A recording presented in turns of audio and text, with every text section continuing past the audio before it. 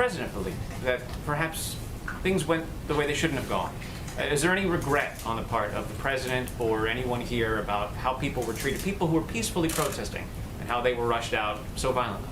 No, there's no regrets on the part of this White House because, look, I'd note that many of those decisions were not made here within the White House. It was AG Barr who made the decision to move the perimeter. Monday night, Park Police also had made that decision independently when they saw all of the violence in Lafayette Square.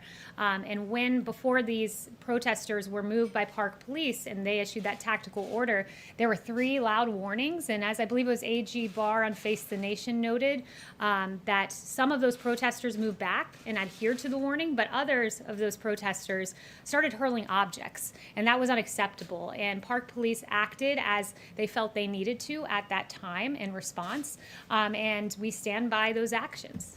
The country and the world saw this violent clash between people who were otherwise peacefully protesting, but really the president is not sorry for the way things went? No, the president is sorry about the fact that Antifa wreaked havoc in our streets and the failure of some members of the media to note that. Like CNN's Chris Cuomo said, show me where it says protesters are supposed to be peaceful. Well, I'd point him to the First Amendment where it says that you have the right to, quote, peaceably assemble. He should go back and read the Constitution. There are many others out there, like Don Lemon, saying that rioting is a mechanism to restructure our country.